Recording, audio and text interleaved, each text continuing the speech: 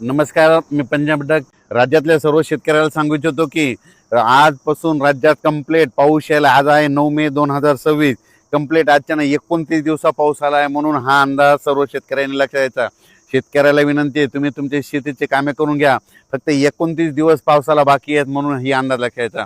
पण राज्यामध्ये काय झालं, आपण म्हटलं होतं ना 7, 8, 9च्या दरम्यान पाऊस पडेल. तर आज देखील आज 8 तारखेला आज 9 आणि उद्या 10 तारखेला राज्यातल्या जवळपास पूर्व विदर्भ आणि पश्चिम विदर्भासहित मराठवाडा आणि त्याच्यानंतर पश्चिम महाराष्ट्र आणि उत्तर महाराष्ट्रात देखील तुरळक ठिकाणी विखुरलेल्या स्वरूपात आणखीन 2 दिवस आज आणि उद्याचे दिवस पाऊस पडणार आहे, म्हणून हा अंदाज लक्षात घ्यायचा. आणि परत एक राज्यातल्या सर्व शेतकऱ्यांसाठी एक आनंदाची बातमी. राज्यामध्ये 15 तारखेच्या नंतर उन्हाचा पारा कमी होणार आहे, 40 अंशाच्या खाली पारा सरकणार आहे, म्हणून हा अंदाज लक्षात घ्यायचा. पण राज्यातल्या एक सर्व शेतकऱ्याला सांगू इच्छितो की राज्यामध्ये 14 मे पासून ते 25 मे पर्यंत दररोज वेगवेगळ्या भागात मान्सून पूर्व मोसमी पावसाळ्यासारखा पाऊस दररोज 2-2 दिवस वेगवेगळ्या भागात मुक्काम करत पडत जाणार आहे, म्हणून हा अंदाज शेतकऱ्यांना लक्षात घ्यायचा. म्हणजे सांगायचं झालं तर ऊस ज्यांचा ऊस सुकत आहेत, ज्यांचे ऊस शेतकरी आहे त्यांच्यासाठी आनंदाची बातमी. हळद लागवडीसाठी आनंदाची बातमी. पण ज्यांच्या हळदी काढून ठेवलेल्या आहे त्यांनी मात्र 14 तारखेपर्यंत तुमच्या हळदी काढून घरी आणून ठेवा. कारण की राज्यामध्ये जसं गेल्या वर्षी 14 तारखेला 13 तारखेला पाऊस आला होता 13 मेला, यावर्षी देखील 14 मेला पाऊस येणार आहे.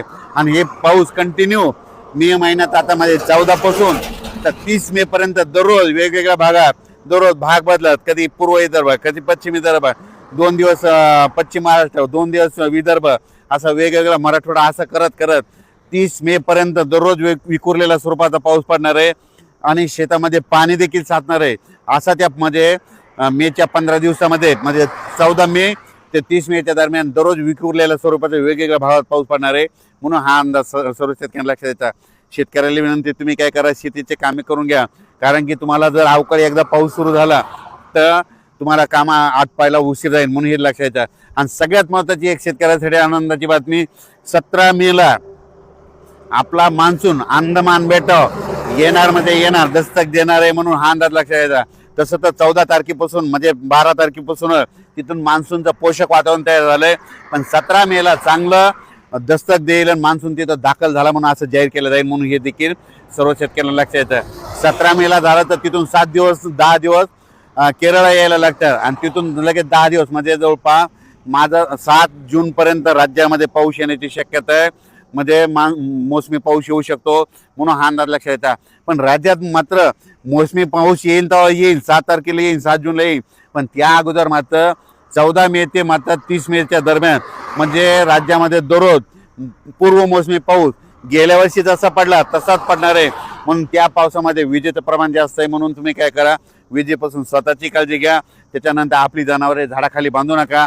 कारण की 14 मे ते त्या 15 दिवसामध्ये राज्यामध्ये असा काही भागात पाऊस पडेल, शेतामध्ये पाणी साचेल, शेतातून वड्या नाल्याला पाणी देखील येईल, म्हणून हे देखील अंदाज लक्षायचा. काही ठिकाणी पाणी साचेल, काही मध्ये पेंडवालता पडेल, कुठं रिमझिम पडेल, काही ठिकाणी चांदण्या साचल्यासारखा पडेल, काही ठिकाणी वड्याला पाणी देखील येईल, कुठं शेतातलं पाणी पुढे ढकलं. पण हे पाऊस मात्र त्या 15 दिवसामध्ये गेल्या वर्षी जसं झाला तीच कॉपी मात्र यावर्षी होणार आहे, म्हणून हे अंदाज लक्षात घ्यायचा. संत्र्याचे जे बगीचेवाले त्यांना तुम्ही ताण कसा द्यायचा तुम्ही तुमचं ठरवा. कारण की गेल्या वर्षी जसं पाऊस आहे तसंच आता देखील म्हणजे 14 मे ते 30 मेच्या दरम्यान येणार आहे, म्हणून हे अंदाज लक्षात घ्यायचा. आज आहे 8 मे, आज आहे 9 मे आणि उद्या 10 मे. आज देखील विदर्भामध्ये वर्धा, नागपूर, भंडारा, गोंदिया, चंद्रपूर, यवतमाळ, वाशिम, हिंगोली, बुलढाणा, अकोला, अमरावती, नांदेड, परभणी, जालना, बीड, धाराशिव, लातूर, सोलापूर, सातारा, सांगली ह्या पट्ट्यामध्ये आज देखील रात्रीच्याला विजेच्या कडकडासह म्हणजे बऱ्याच ठिकाणी जिल्ह्याच्या ठिकाणी बऱ्याच 10-20 गावामध्ये अवकाळी पावसाची हजेरी लागलेली दिसत, म्हणून हे लक्षात घ्यायचं. उद्या देखील अशीच परिस्थिती राहणार आहे, 11 पासून वातावरण निवळणार आहे, म्हणून हे देखील लक्षात घ्यायचं. आणि त्याच्यानंतर सांगायचं उत्तर महाराष्ट्रात देखील आज मध्ये नाशिक झालं, नंदुरबार, धुळे जिल्ह्यात देखील आज देखील 9 तारखेला बऱ्याच ठिकाणी आज देखील दुपारनंतर तिकडे पावसाच्या सरी दिसतील, म्हणून ह्या अंदाज लक्षात घ्यायचा.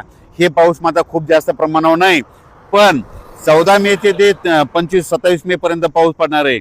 मात्र राज्यामध्ये ठिकठिकाणी दररोज वेगवेगळ्या भागात दररोज वेगवेगळ्या भागात 2-2 दिवस वेगवेगळ्या भागात मुक्काम करत करत ते पाऊस पडणार आहे आणि शेतकऱ्यांना मशागतीचे कामे करण्यासाठी चांगलं राहणार आहे. आणि जर ज्या ठिकाणी जास्त पाऊस पडला तर एकदा तणाचा उल्पा देखील निघतं, म्हणून शेतकऱ्यासाठी मशागतीसाठी पाऊस चांगला राहणार आहे. ऊस शेतकऱ्याला ज्यांना पाणी कमी पडायला त्यांच्यासाठी चांगला राहणार आहे. ज्यांना हळद लागवड करायची त्यांच्यासाठी चांगला राहणार आहे.